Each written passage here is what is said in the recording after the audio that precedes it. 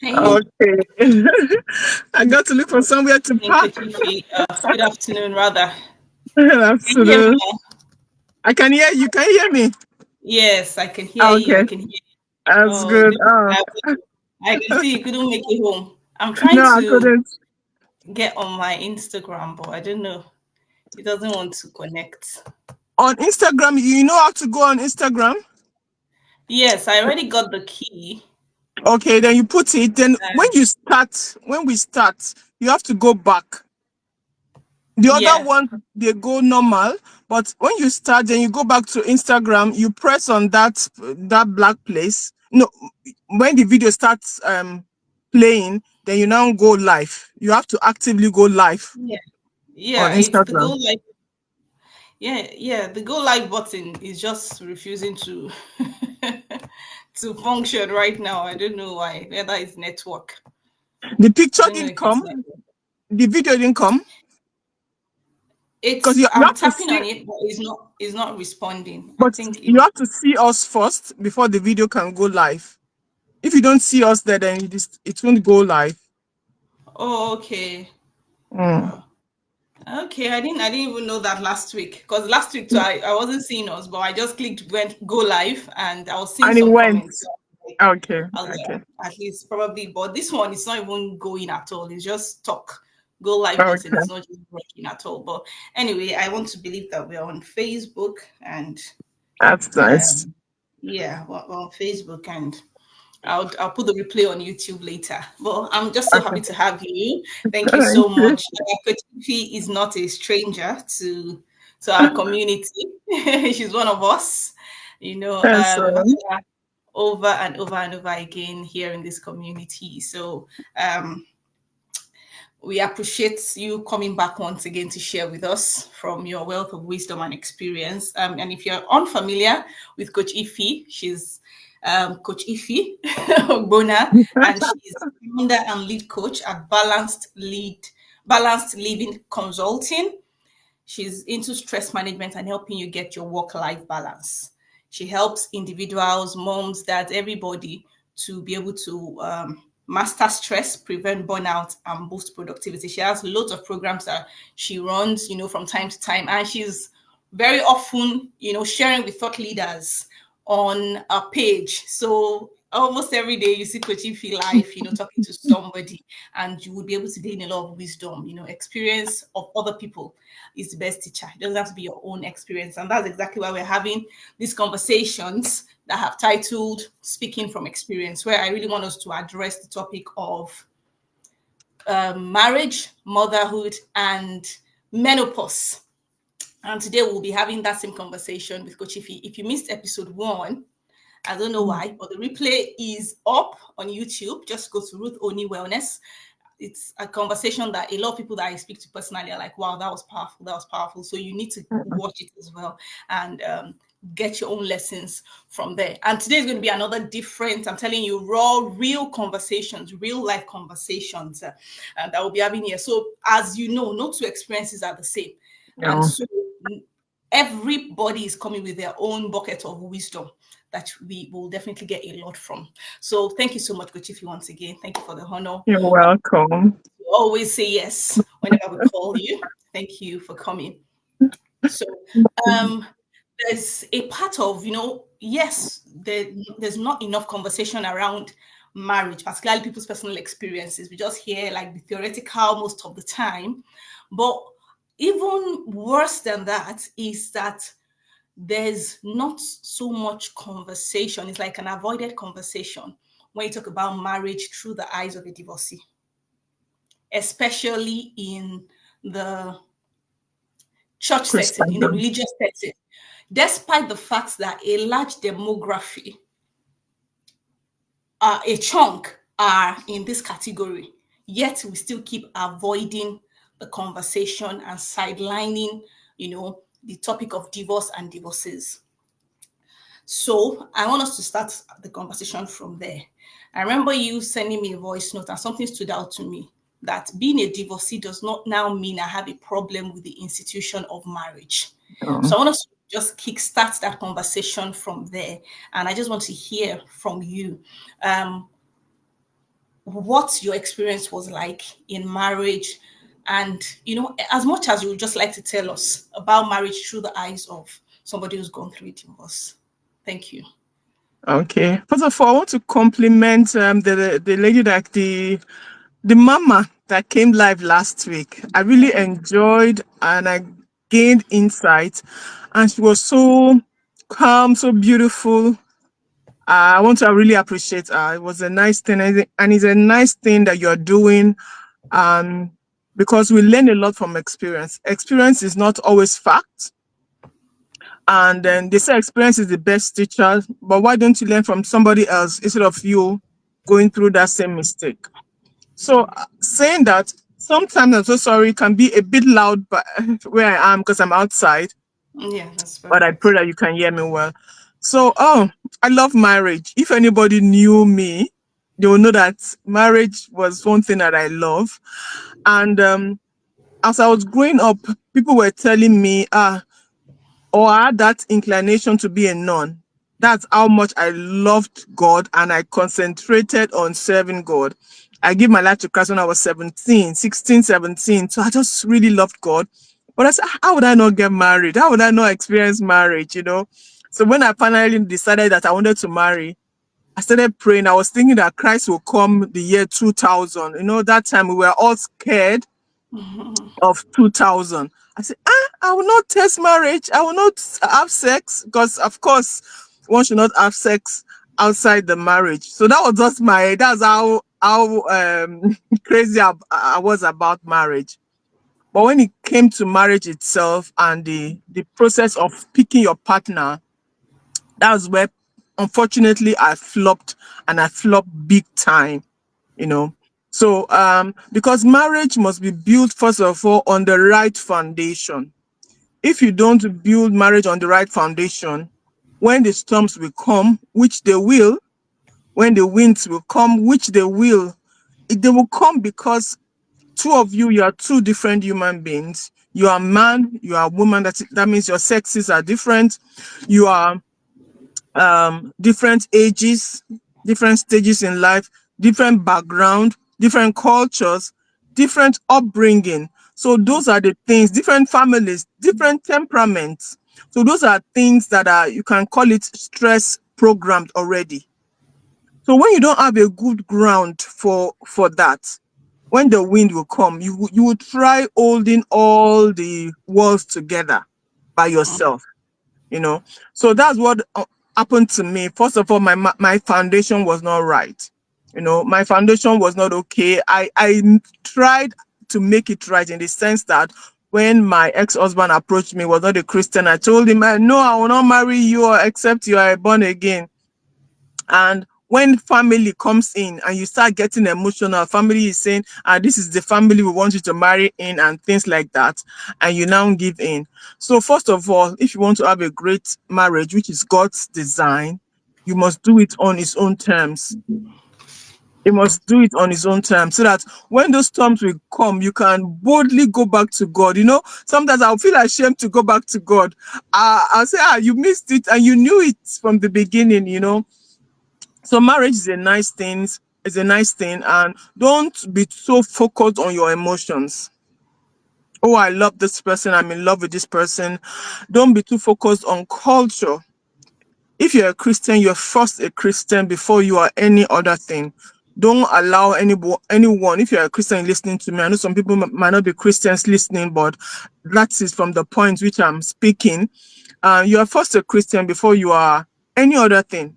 Before that, whether you are black, white, you are a Christian, and we should make our values to count. So personally, for me, that foundation was not there. So it was all shaken from the beginning. And apart from that, Christly or a Christian foundation, you have to have a time before you get married, whereby you know that person, you don't compromise on some things, you communicate, you prove those things, and you part of proving is people around you and things like that. Because there's some Christians you don't have any business getting married to, because someone will not tell you they are Christians, they're going to church, they are praying and everything, but their character, they are not kind as a person. They must not be kind to you but as a person, they must be kind. So all these things were my challenges. Although I would say I was so in love. And as a person, I love him, and I can still tell you I love him as a person till today, because I don't understand how somebody can easily hate somebody that's yes, you can. It depends on how badly that person did to you, but we're not called to hate. You just have to release that person. So love does not really count if it's not on the right foundation. So that was my challenge all throughout my marriage. I prayed, I cried, I fasted, I involved people to fast with me, but I was slowly dying and dying and dying and dying for myself. For me, apart from the marriage not working as it should, I felt so disappointed in me. I felt lost, really, and I had to pull out. It costed me a lot pulling out, and I had to respect some decisions that came with it. You know, marriage gives you a particular status, whether we like it or not. It gives you a particular status in the church, at work, and in different places.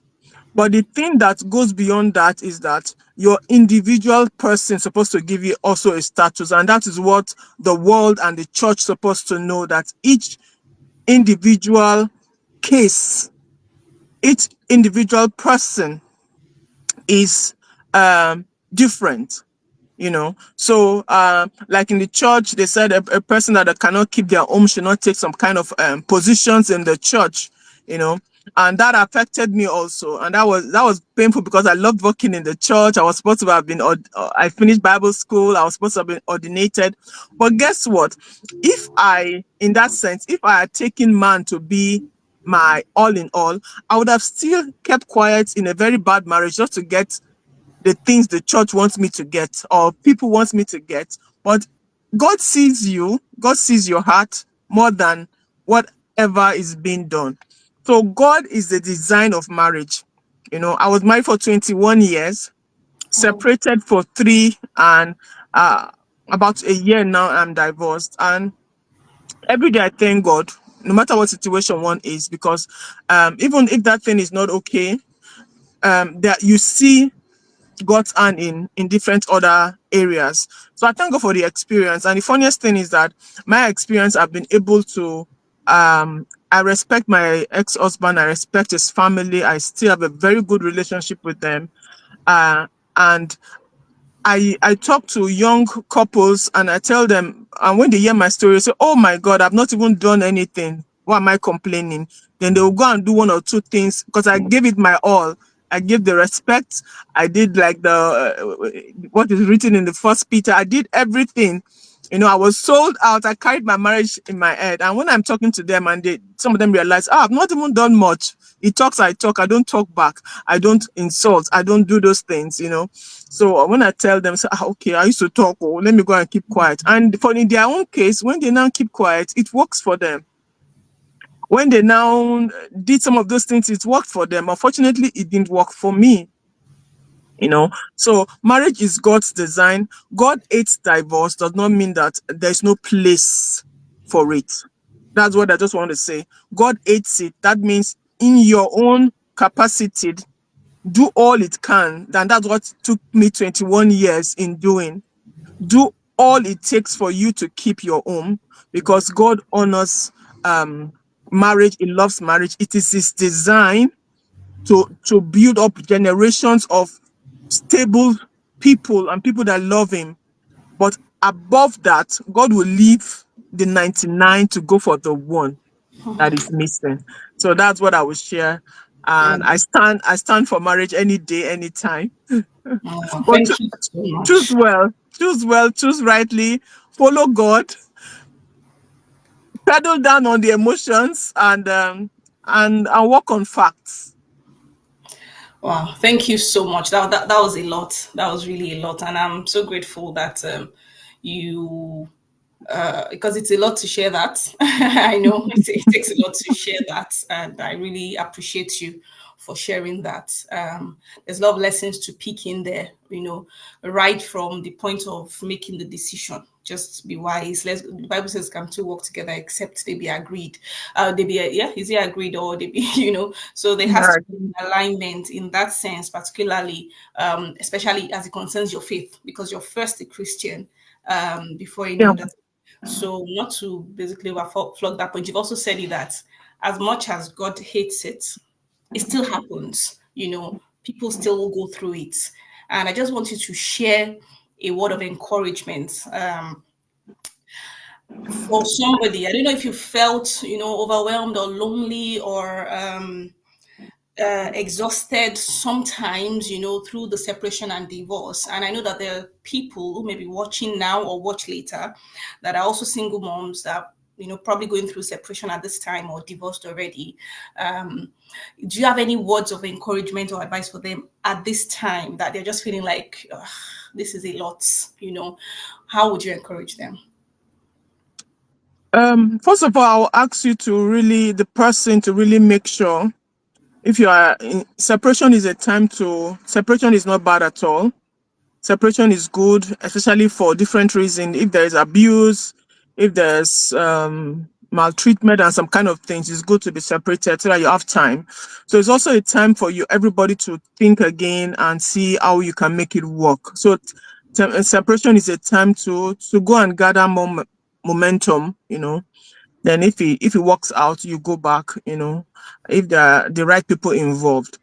But so you really need to at that time really search yourself very much, which decision you want to make and why you want to make that decision. And at the end of the day, it's your decision, because no matter what happens, at the end of the day, people are going to either, when everything now goes badly, they'll say, why didn't you go? Why do you listen to people? When you go out, people will still talk. So the truth is that people will still talk, whether you do A or B. That's a fact.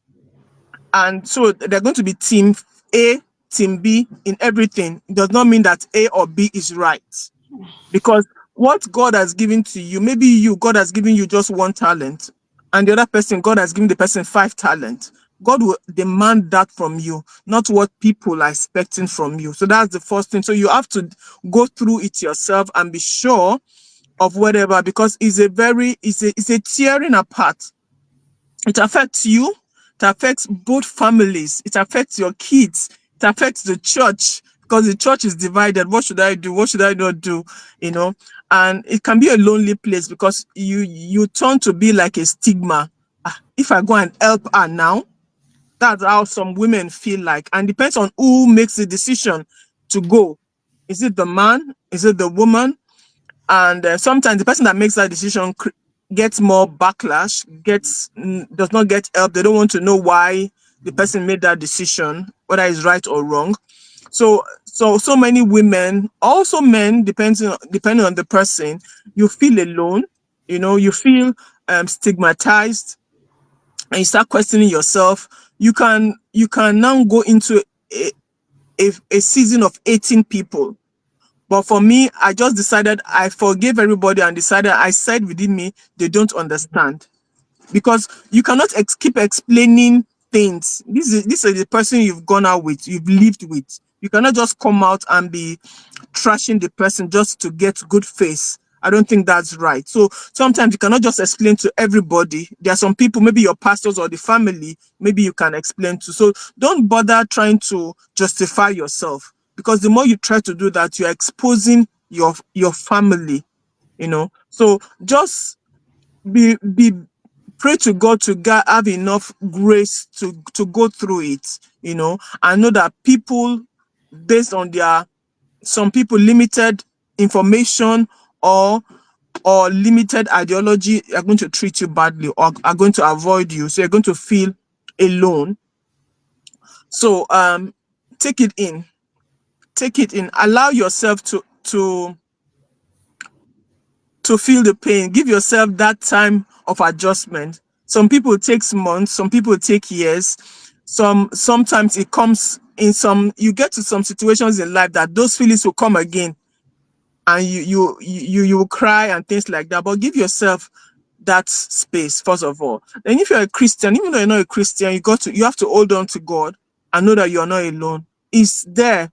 Is there with the widows, is there with people that are alone, is there with the people that are fatherless. He has a special love for people that are rejected, let me put it that way, or alone. So know that he's there to help you. I remember I did last week, no, this week, I sent a message to somebody, and a particular night when I was just crying and praying, I held in my mind, I was holding on to the legs of God and just crying and praying till around it was 1:30 a.m. I was still crying, just crying and asking questions. I've given and my phone, a message came in by 1:25 on that fateful February. And the lady is not living in where I am, living in another country, now said, "Oh, how are you doing? I just wanted to let you know that God loves you. God is checking up on you. You are beautiful. You are never in that moment." And I just told the lady, "Thank you. God bless you." And it was just last week, this weekend, I then opened up to the lady what God used her to do. So you are never alone. That day, I got wings to fly on. So know that you are not alone. Give yourself grace and find the people that can help you. Many will not be able to help you, but find the people that can help you. And don't be angry with people, because they are working on information they have. They are working on their own understanding, and that's their own understanding, and it is okay. So give people grace and give yourself grace. This is what I would say to make your journey easier. Thank you so much. Thank you so much for sharing that. I remember our speaker last week, Pastor Mrs. Joseph. She ended by saying, "Speak up." And I know that, Um, like you've rightly said, a lot of people might not understand you, might not be able to know how to even be there for you in that moment. But guess what? There are people out there for you as well. I just like how you beautifully wrapped up that story of how somebody just reached out to you from nowhere. So as long as you hold on to God, mm, God will raise up people. Just know, just have that belief in your heart that you're not alone, both spiritually and physically. Because Physically. Elijah got to that depressed, point, and he was like, "There's no other person. I'm the only person serving you." And God, Yes, "Oh, stay there. There are 7,000 people that have not bowed to Baal. So that that's it. your own person is out there. She said, speak up and seek godly wisdom. So the people out there, whether you are still at the separation phase, like she said, there's still hope. Just sit down with yourself, sit with God, get godly wisdom. I believe that there's nothing God cannot restore. Mm, And in that time, don't just isolate yourself. In as much as you feel like people will not understand you, people will not get you, still reach out to God, and God will provide you people, that would hold your hands and just hold you strong. They might not even know what they're doing. Like that lady didn't know what she was doing mm, at that time, but she probably just obeyed that instinct or instruction from God to say, send this person a message. And that was just really what you needed in that time. So just hold on to God, and He would always raise people, for you to physically be yeah. there for you, even in the most trying of times. So thank you so much for sharing that. Thank you so Mm, much. So moving on to okay. more exciting things, I like to put it that way. I remember you sharing on your page how your daughter got you that unique gift. I've never heard of it, seen it anywhere before, where people sent their favorite Bible scriptures or something like that, and then she highlighted Mm, it. And oh God, she gave yeah. you a lifelong assignment to be to be reading and reading and reading. That was just so beautiful. I'm like, I'm going to copy that for my mom's next milestone birthday, because that's so beautiful. But I just wanted to say that goes to show the kind of children that you are raising or that you've raised. I know that you don't have a teenager right now. I believe so. I think your children are like proper adults right now. So what are a few secrets that you would say were helpful for you in parenting, your parenting journey, that you'd like to share with us? First of all, I would say I really wanted them to know about God. So they were with me every time I went to church. Sometimes when we don't even have church, luckily I had the key to the church also. We'll take their notebooks, we'll take our food, take our playthings, we'll go to the church. We'll eat our breakfast there, we'll clean the church, Wow. we play there, We do things there, then we go back. So they add a relationship to God through their parents first, and that is not their own relationship first, that is through their parents. And with time, with you continue to pray and continue to, I always tell them something when they were when they were now getting to their 10, 11, 12 years old, because I know our children are. I said, listen, there's some things you might not be able to tell me, but you can do two things. You can either tell me, call me, say, Mom, I want to talk to you as a pastor. I want to talk to you. That means if they tell me that, anything they tell me, I will not react as a mother. Or I tell them, you see this person, because in church, I must say this, that I know this is not it's not a Christian based, it's a Christian based program, but it's not a church. Yeah. But I say, not everyone that goes to church that loves God. So I Yeah. would look in the church and I will see some aunties or young people that I know that are following God. I'll tell them, listen, if I offend you or you did something, you can never tell me. You see this person is okay. You can go to this person, you can go to this young lady. She's 4 years older than you. Or you can go to this auntie, or you can go to mama. I give you the permission. Tell them, Mama said this, Mama did this, I don't like it. You are free. Or I did this. I know if I tell Mama will kill me. You are free to do that. So I gave them that space. So I gave them that church. That was the first thing I would say I did to them. Awesome. Secondly, I'm a very strict person. As much as I'm strict, that's how I try to give so much love. So I had to have a balance of it. I showed my children so much love, and I had to move. As much as God is the same thing, I had to move with the times that we are in and in the culture we find ourselves in, without breaking God's rules and regulations. So I tried to make compromise where I could, and there's some places they knew that this place Mama is not going to make compromise, but this place we can talk to her and see how far. So those were the things.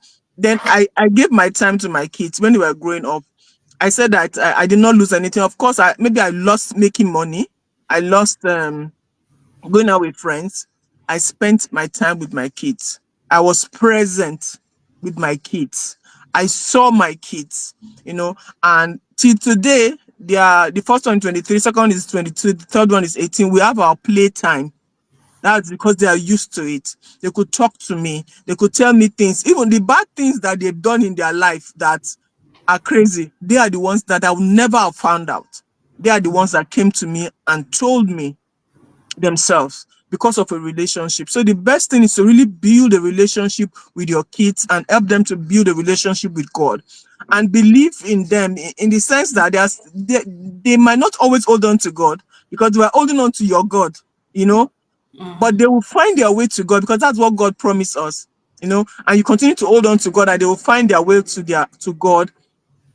And then in being strict, know that as strict as God is a merciful God. So put those things into your life. And I learned a lot, and also to know that each child is different. The way you treat child A is not the way you treat child B, and not the way you treat child C. I was on a live program yesterday, and I said, I'll tell my first daughter that, hey, listen, if you don't read, you fail. And she'll say, no, I don't want to fail, to go and read. I used to say the same thing to my second daughter. She gets aggressive. What do you mean I'm going to fail? It's for her, it's like me telling her I'm going to fail. So for her, I have to rephrase it. So I will tell her, listen, if you read, you do well in the school. So I have to listen to her. I have to listen to them, and not even the words they say, the way they react to things. I have to listen to them. So you see that I changed the way I speak to A. It's not the way I speak to B. And it's not the way I speak to C. And you need to get information. Thank God for God. Thank God for everything. But there are people that have gone before you. You read books and Yeah. see the ones you can apply, because you don't just apply blindly. So I Mm-hmm. was also reading books. I was always also getting information on how to be a better mother, to be open, to be a Christian mother, to be a loving mother, to be there. And that really helped me to to be a better parent, but most importantly, being there. You cannot parent from afar. Presence. Sorry, you cannot parent from afar. Just be there for your kids. It will cost you a lot, but you decided to be a mom in the first place. So be present. I love it. I love it. That you can't, that's like that's presence. It's the same thing Mommy Joseph said last week as well. She's one of the things that she said. She said she believes she stifled her children. Like she used presence to choke them. Like you can't tell me that I need time alone. Okay, I'll give you some time, and then I will come inside and sit down in your room and just be quiet there until you're ready. Like I still need to be there. So that presence is so powerful. And this thing that you said, hey, I guess that's gone. No.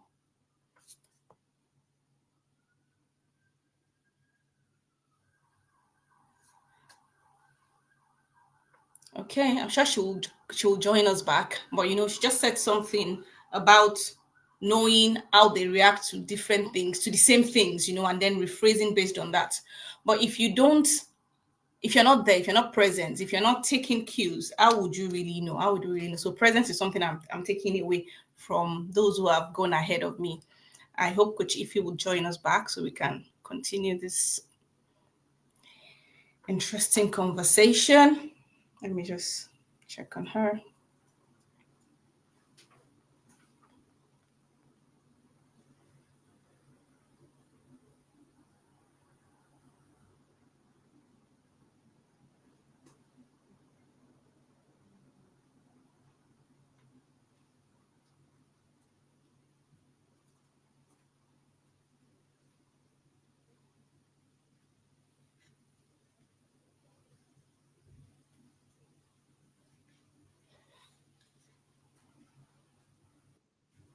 Okay, she's back. A call came in. Okay, okay. I'm Welcome so back. sorry. You just Hmm. disappeared from my screen in a second. I'm like, what's going on? But yeah, welcome back. Welcome back. I was talking Yeah. about the presence of a thing. Like, how would you know how one child reacts to something versus the other if you are really not present? And presence is actual presence. I'm beginning to just get more conscious about mindfulness, like being actually present, because you can be present and not be present. Actually, we can be there with our children, or we're actually on Instagram and we're there physically, but we're not with them, right? True. We I'm can so present with them, but you're having a conversation and they're trying to get your attention and you're not there with them. So that intentional is, like you said, having a playtime. It was something that just, um, dropped in my mind. I remember telling my daughter 2 days ago that go and write a list of things you want us to do together, just 15 minutes every day, So just for that intentionality, because yes, I might be with them throughout the day, but I might not actually be connecting to each child. I will just be exactly. going through the motions of the day, but I'm just like, each of them, go and write things that you want me to do with you, 15 minutes every day, and then we'll find how we'll fit it into the schedules. Make sure that at least I have time for each child. Because if you don't spend time with them, you will not really, really, really know them and you won't know how to take action. So I'm taking that, like, I need to implement all these things I'm hearing. I'm steering the conversation. I must not lack, in implementing. So thank you so much for re-emphasizing the importance and usefulness of that, because it builds the friendship, and friendship is a critical tool in parenting. God will help us in Jesus' name. Amen. So Amen. I wanted to just to wrap up this parenting conversation. What are some mistakes that you made, or maybe you're seeing people making these days, and you're like, oh, I wish we moms we just know that this thing they're doing is going to cause a problem, or this thing is going to, what are maybe one or two mistakes that you just really want to address in this on this call. Hmm. I had at the beginning, I had so much expectations. That's one from my kids, Hmm. but I believe those expectations were my own expectations. Yes. So that was one of the problem. I had so high expectations when they came back home with with results that I didn't want. I was so sad to the extent I cried and cried and cried. So it was all about me, I think, more than them. And I had to now change. Um, Instead of looking at the results, I started looking at the efforts. So you cannot come to me and tell me you have a two or a one, the best result. And if I did not see you really committed to working, I don't take it from you. But if I saw you were working, you did your best, you were learning and things like that, and you give me a result, I say, wow, good, let's see what we can do the next time. But before, maybe you just come back home and you give me that bad result, I'll just tell you, yes, I'll cut this off, cut that off, just like that. And it's not just about the result, it's about the effort they put in. Whoever, even at work, when you look at the effort people put in, not everybody is that learning type. Some people can learn very well, but they don't come, they cannot do life well, but they can learn well. You understand? So I had to change. I had to start rewarding efforts instead of results, and that really helped. They felt seen. It's all about them feeling seen, that I saw that you worked though, or when they bring a good result and I say, you got a very good result, but if to say you had done this, you could have done better, you see. So they knew that I was seeing them, whether they were reading or not reading and things like that. So that one really was a lesson that I would have started much earlier. Another thing for me was that I was too much of a mother, in the sense that I did not give them room to learn, to do things themselves. Before they wake up, everywhere was already clean, their food is there, and things like that when they were younger. So, but I think even at each stage, every child can contribute to doing things. There was one time my mother-in-law was around. She would not, before I know, I'm a person, whoever, it's not about the children. I'm a team all on my own.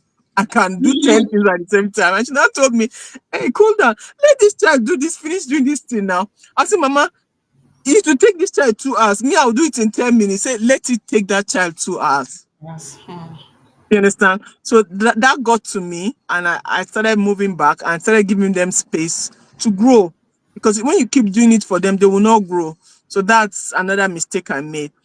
What I see mothers making now is that, for example, they don't spend time enough with their children. They look at other parents that have other situations and they compare. You understand? You don't really know the situation. You see the other mom going to work and dropping a child that is 2 years old. And you say, yes, you see people are dropping their children at 2 years old. But that lady is crying. That lady doesn't want to drop a child at 2, but has no other choice. And you that have a choice, but just because you just see a mother working, you want to work. No, you don't do that. And that is what is being done. There are some mothers that don't have any other choice but to do some things that they are doing. They can't do it any other way, or else their family will not eat. But you just see a working mother, you now say, oh, it's possible, let me do a working mother also. No, there are recommendations about bringing up children. If you can, keep your child at home till they're at least 3. If it's possible, both with work and everything, then you do it. If it's not possible, it's a different case. So don't stop comparing, live your own life and make your children their priority, because you're the one, I keep saying, you're the one that brought them into this world though. Sorry. You're the one that brought them into this world. So I particular, and I keep using this word. The Bible says, train up a child until they are old. And I keep asking people, when is a child old? In this country, they are 18. In Nigeria, 21. Have you trained your child to 21? When they are 14, you start blaming them. You cannot even do this. They are still in training.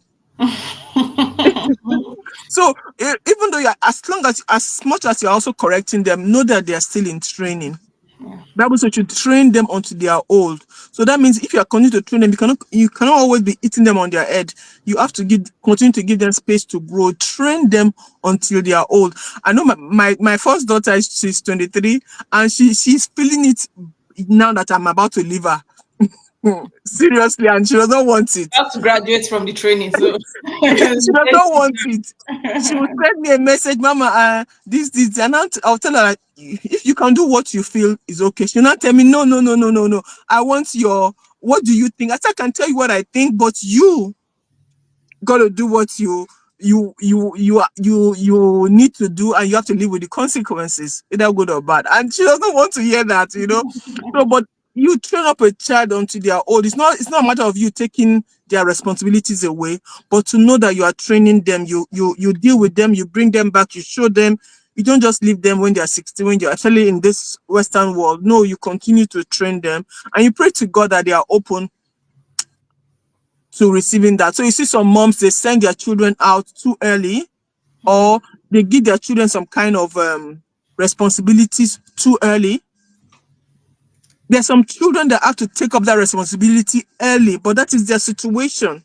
Those are the things that you need to differentiate. Some people have to take up responsibility because there is no other way. They have to even care for their parents earlier in life, but that is the situation.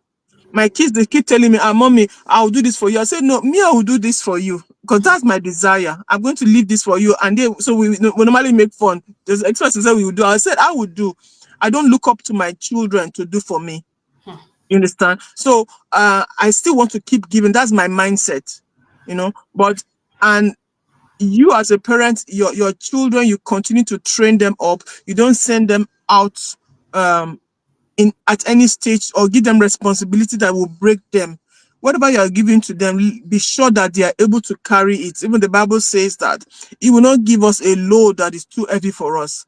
So, like where I am, you see some children. You go to the supermarket, you see a child. You say, ah, where's your mom? Ah, my mom is at home. I'll look. You left this 6, 7 year old to come and get what in the shop for what? You know, and I'll be shaking. Or you see a mom walking on the road with her child, and this is the road, and the child is on that part of the road. It's like me. I feel like going to tell them, please, can you take your child to the other part of the road? You're supposed to protect that child, not expose that child. And we do this in different areas, exposing our kids. And I think that because we are not present in our minds. We are on the phone, we are doing other things, so we don't see those things. When my kids were growing up, I was only watching cartoon. There was no Nigerian film. There were Nigerian films and things like that, Nollywood, but we were watching cartoons. All of us, plus me and every that was the only thing I was watching with them. I did not give them that space to know any other thing. It was later that they started discovering themselves. So we need to really do such things. That's what I was Wow, saying. thank you so much, man. Thank you. So many things that you've dropped there. So many things, so many things you've touched on there that, oh my goodness, if I say we should start expatiating there, oh God, we will not leave here. You talked about training, and I just think about I trained as a nurse. And I remember as a nurse in training, and this is something that my parenting coach also says, that when you're teaching a child to do something, you first show the child, then you do it with the child, then you watch the child do it, then you allow them do it themselves. You can see where they're making mistakes. Then you go through the process again based on the mistakes. But we just like, I'm showing you how to do this thing. Even me, I'm guilty here. How many times have I told you? How many times have I? But I know how many times they taught me some procedures before I got it as a nurse. I know how many times, they did it over and over again. There has to be that repetition. And I Yeah. know my parenting coach says this, repetition is the job of the parents. You have to keep Yeah. repeating it. That's the training. Yes. Keep Yes. saying it until they eventually get it. I know it gets tiring and all of that, but you've told us that's what they train up. So that's your work. The moment you said, I want a child, you have signed into the cult of repetition. You would repeat Yes. and repeat. That's the training that you have to give. So we shouldn't get tired of that. We need to just keep doing that. And you also touched on that conversation of, I don't think Africa is ready for that conversation yet, around parents, parents being the one to leave a legacy. And it's not, yeah, it's not all about wealth, but there's no way that talks about, the Bible says honor your parents, but it doesn't say your children are your retirement plan. We're not ready for that conversation, but let's just leave it there. you know let's just leave it there. Let's not go into it. But yeah, we should be the ones leaving things for our children. Not that you now It's say, it's okay, an honor. It's an honor for your kids to take care of give you. me Like things, yes, but don't like have an my expectation. exactly. Like my first daughter, what another thing she taught me, I think when she was 18, since that time, she'll have a birthday, she'll give me a gift. You understand? Say, mommy, thank you. I said, wow. So since that year, I started doing that for my mom. I'll have my birthday, I'll give her a gift. You understand? So it is good when they honor you Yeah. as you are growing old, but it should not be a right. Right. They say, I've suffered. Who sent you? You made a decision to call that child into this world. So be ready to do the suffering, That's it. as well. That's God will it. help us. And you talked about, Yeah. it's also something that ties with what Pastor Joseph said last week about this allowing them take responsibilities age appropriately. Mm. You have house help, or like you said, you're a team on your own. Mother is doing everything, the child is absolutely doing nothing. You're not making them responsible for themselves. So that is really, really important. And that expectation thing, let's just leave it as as you said it. God will help us all. Setting expectations, our own standards. There was a day, actually did I reacted to what my son did, and I thought about it. I said, this boy is only 6 years old. That means he has spent only 6 years in this world. How do I expect him to actually know this thing that I'm expecting him to do? You're just thinking about it, but as well, we still have the expectations, but we just have to manage our expectations and be Yeah. realistic. That these are really children, they're kids, they're children, and they are in training, like you said. So let's remember that they are in training. Thank you for sharing that with us. Now, as we wrap up, let's go to, I think, of the three guests that I'm having this month, you are the one who has most I'm the recently. youngest. Yes. So you're the one who's most recently gone through the menopause stage. Uh, And I want you to just tell us, what was that experience like for you? I remember you've talked about it on one of our lives, or maybe I've listened to you talk about it. But what was that experience like for you? What mistakes did you make? What turned things around for you? How did you navigate that period? Just share with us. I'm still in the middle of that period. I'm in it, in the middle of it right now. That's number one. And the most challenging thing about menopause is that nobody prepares you for menopause. Nobody prepares you for it. I did not even know anything about it. When you are 10, your parents will start telling you in school that, okay, one day you're going to see blood and everything. My mind was not in menopause, no preparation, no nothing, because nobody around me, that's what I realized, nobody around me ever spoke about it.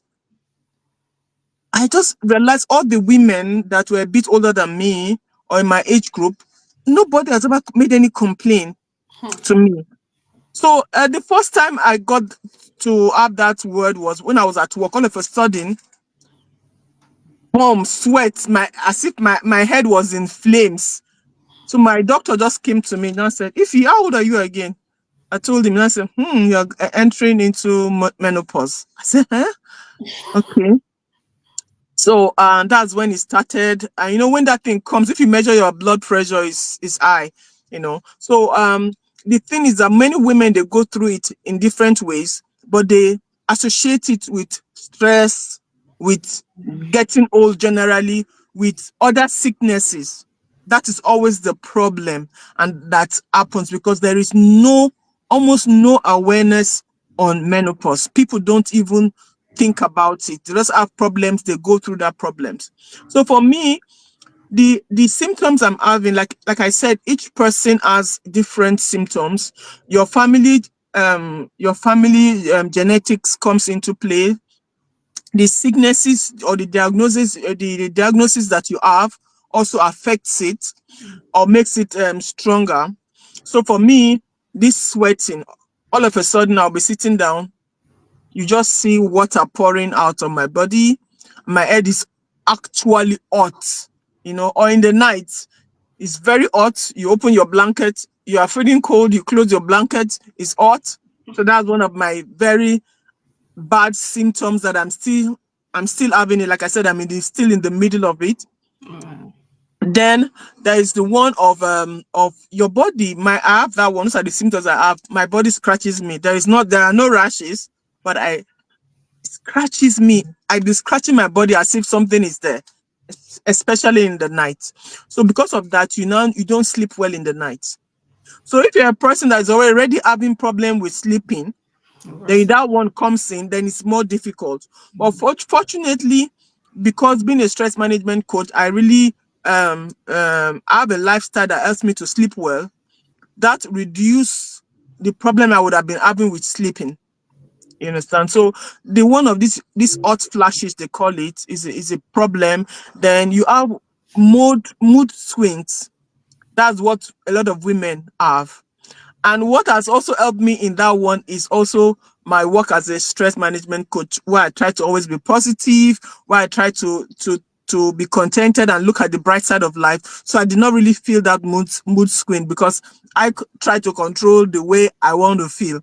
So that one helped me. But a lot of women, you just see them, they're either reserved, they go back into themselves because they're trying to understand what's going on with them, or they become more aggressive, more outspoken.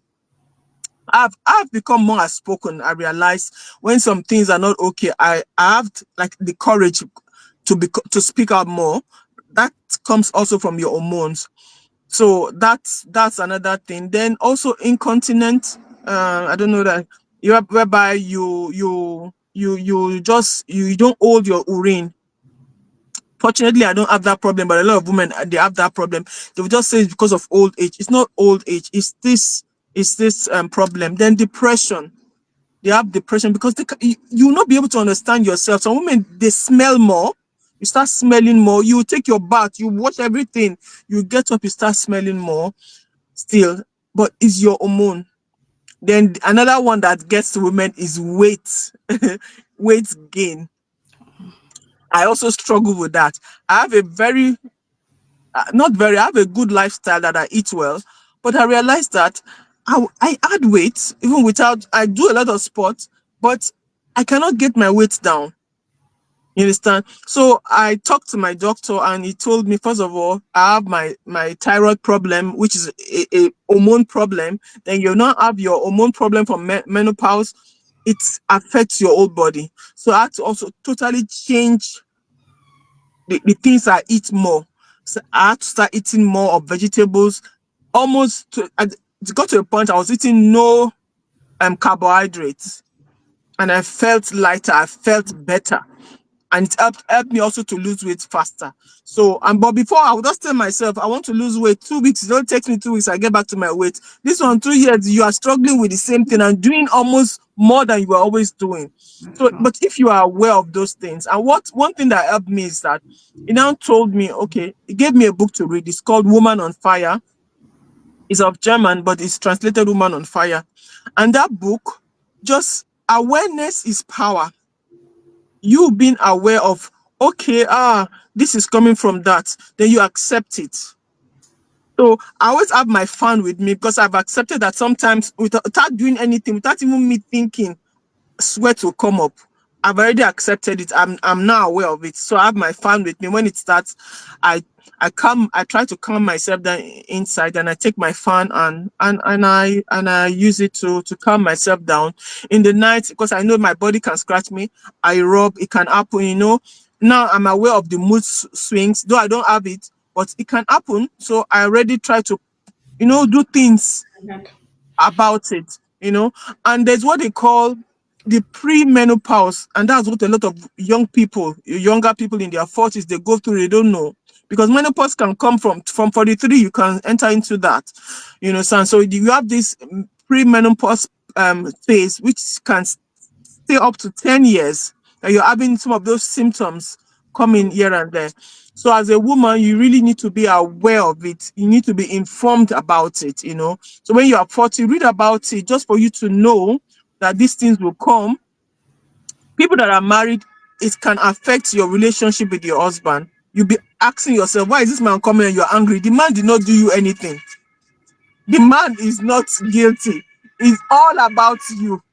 It's all about you. And you really, if you know that this man did not do you anything, you're able to communicate. You can tell the man, I'm not feeling well, or I'm down in my mind.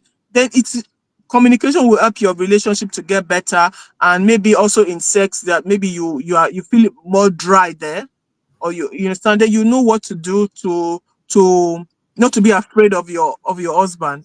But people don't know these things. So your husband is coming to you, you don't want it because you feel you're going to feel pain, or you are feeling you're not in the mood, you're pushing him away. you know so these are, I think we need more of awareness, that people read about it, get informed, ask their doctors and talk about it. When I know that another woman has it, you feel okay. I'm normal. I'm not abnormal. It helps. It goes a long way in helping out.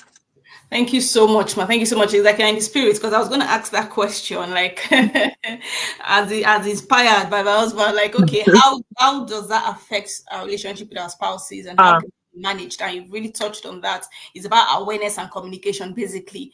If you're aware of what's going on in your body, communicate with your spouse. It can even be more supportive of you. yeah. that time and they're more understanding. If you communicate what you're going through, "Ah, I'm feeling this way now, I'm feeling this." By the way, that should be the closest person to you. So you should Exactly. how you're feeling to them, and they will also understand. They can see how they can support you, but don't push it Exactly. and don't let it affect your marriage and your relationship. We can work together, to make that time Exactly. easier. So yes, thank you so much for sharing that. I don't want to keep you for more than 1 hour in that car.